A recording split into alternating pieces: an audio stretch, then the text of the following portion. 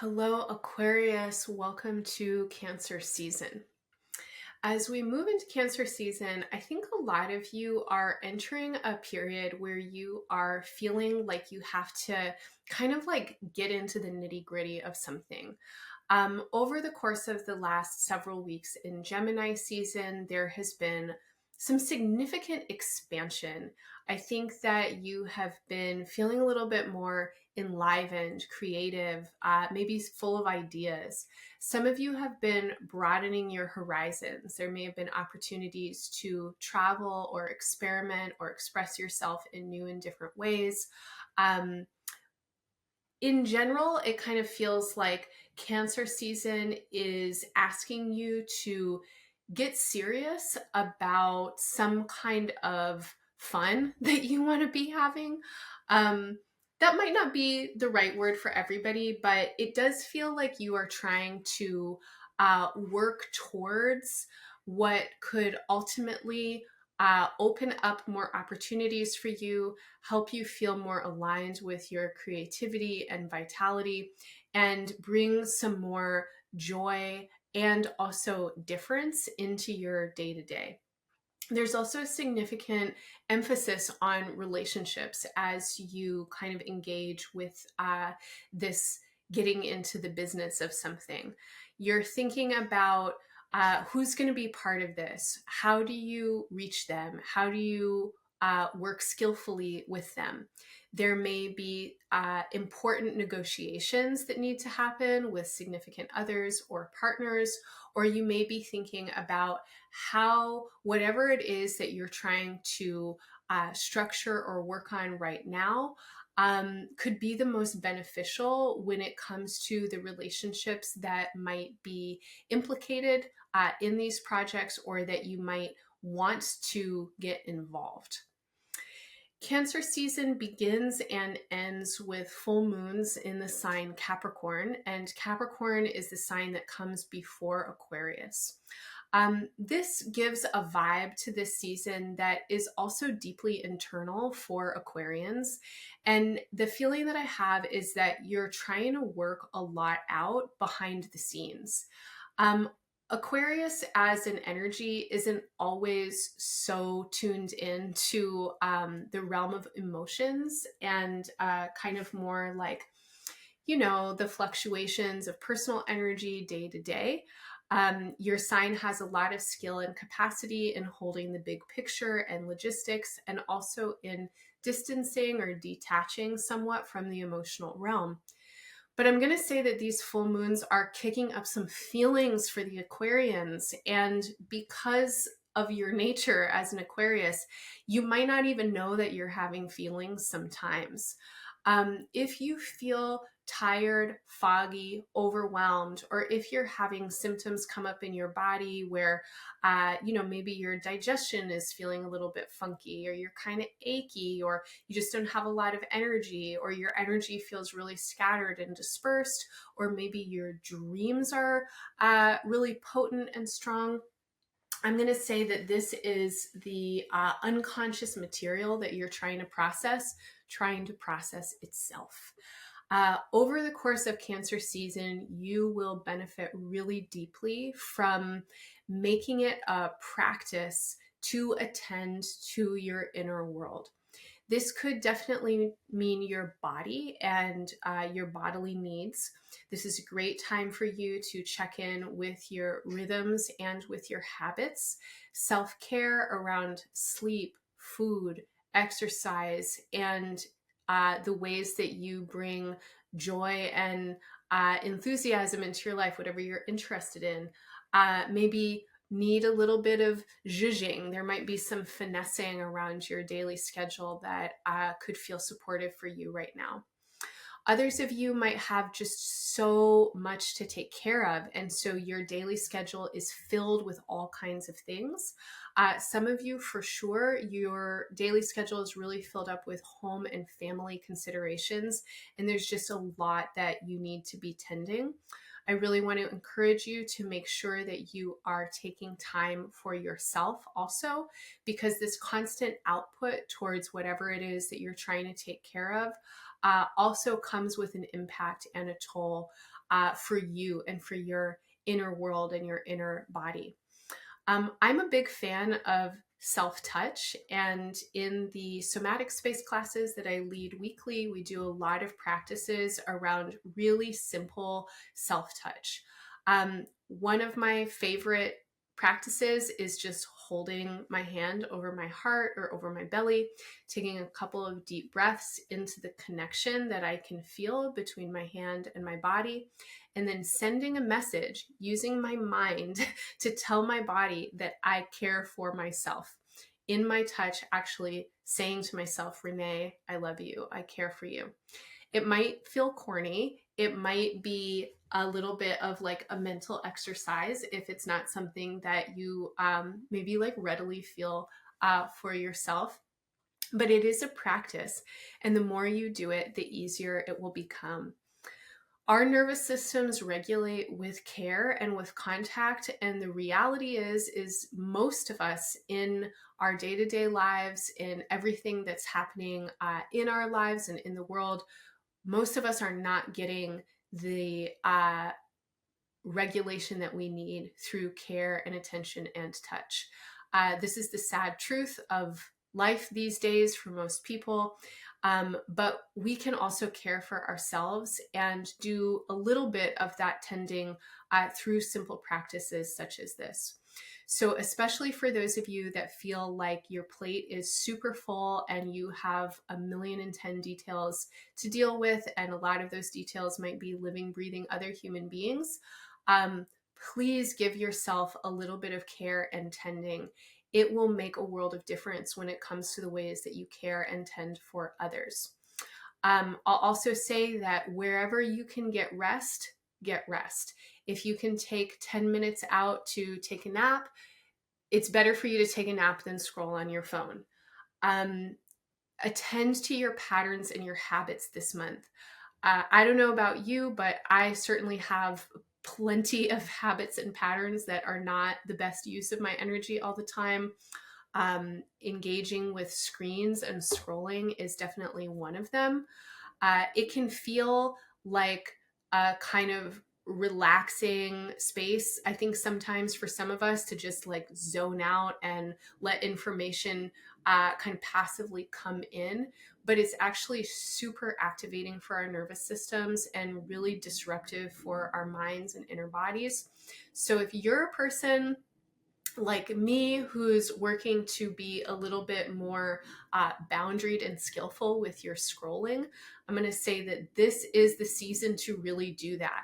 You want to invest your time and attention in self-care, not in distraction.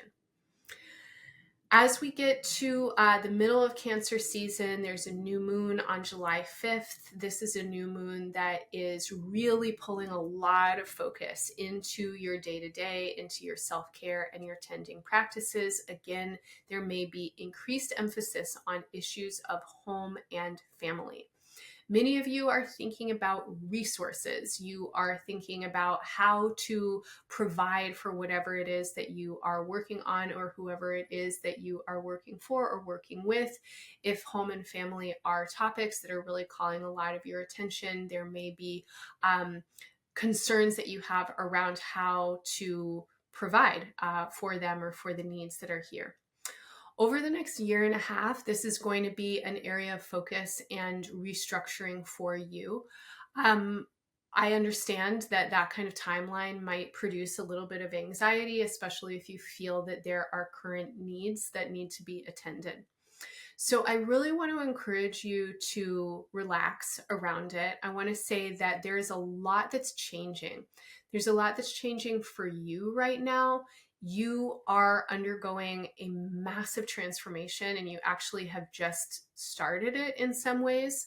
Over the next couple of decades of your life, you're going to be doing things so much differently than you have for the last couple of decades. I think a lot of you are really ready for this new identity to feel more solid and known. But it simply is going to take the time that it's going to take.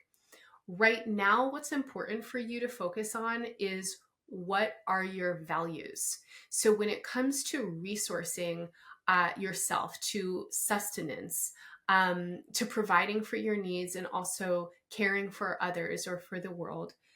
What are your values, and how do you work in ways that increasingly become more aligned with your values? Your values are changing over the course of the last several years, and especially over this last year. Your values have been changing.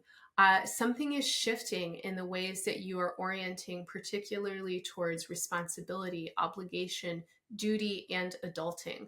I think a lot of you are really ready to let go of ways of being that keep you more uptight and rigid, more separated, or feeling kind of isolated in your being. And you're looking for more connection, more spontaneity, more fun. I said a little while ago that you're trying to figure out how to get serious about having fun or something. But this is a feeling of,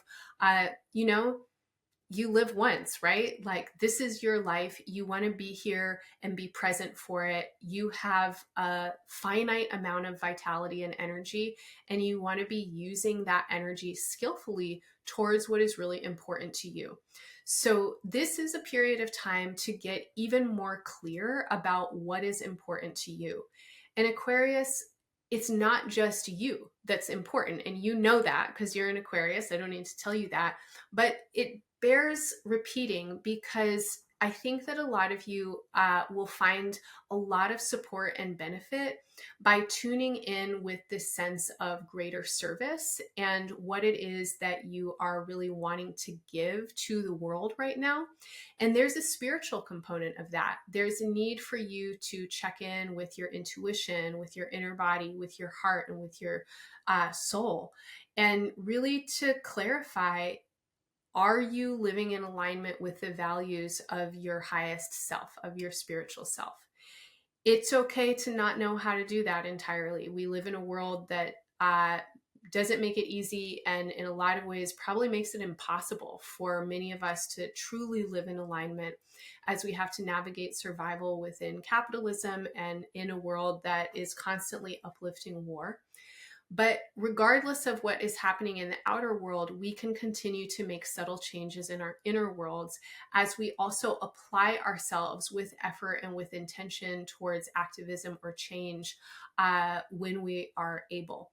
And Aquarius, I think that there's something here for you right now. A lot of you are really invested in evolutionary energy. You work to bring people together. There's values of solidarity and mutual aid and responsibility to what's bigger than you that are really resonating for you right now. Be in the process of inquiring how you can bring yourself, your gifts, your energy, your love into whatever it is that you are doing in ways that also don't take everything that you have to give. You want to be resting. You need to rest. You need to integrate. You also need to replenish and feed yourself. Towards the end of Cancer season, basically from the beginning of the second week of July, around the 14th or 15th, until Leo season begins on the 22nd, there's a lot of energy for change coming into your chart. Some of you might be moving, or you might be thinking about moving, or thinking about changes that you want to make in your home life or your family life. Again, this is an area of focus for a lot of you. And in the middle of July, this is like big energy. This is taking a lot of focus. This feels potentially exciting. Excitement and anxiety are sometimes really close neighbors. Breathe. Take deep breaths. Pace yourself. You want to work skillfully right now, and skill is embodied. Whatever it is, wherever you are trying to be skillful, it is only going to benefit from you being more deeply embodied. Your body is a physical landscape. It is the actual home for your mind. It is the vessel for your breath. When you breathe and slow down and tune in with what is here and now, you have more skill in your communications, in your efforts, and in your actions. Whatever this time is bringing, it's definitely bringing a lot of opportunity for change. For some of you, there may be the feeling of significant upheaval. This upheaval could be wildly exciting and liberating. It could also feel somewhat chaotic. Whatever it is that it happens to be bringing, please pace yourself as best as you can. And in whatever ways you might be reacting, remember that care for yourself will help you care for others and help you care for your environment. We end Cancer season with an influx of energy into the air element as Mars moves into Gemini. Gemini rules your solar 5th house. This is the place of fun, creativity, personal expression, romance, flirtation. It's also the place of children and whatever you might be birthing in the world, how you personally are creative, and what it is that you create and produce. From July 20th until the first week of September, Mars is bringing a lot of energy into this part of your chart. This is a period of time that is potentially really fun. It could be quite flirtatious, quite romantic, or full of eros for some of you. Enjoy that. I'm going to say that all of you will benefit from breathing, from pacing, and from expressing yourselves in ways that really are attuned and aligned with your inner truth and needs. Aquarius, I'm wishing you all the best in Cancer season and beyond. Bye for now.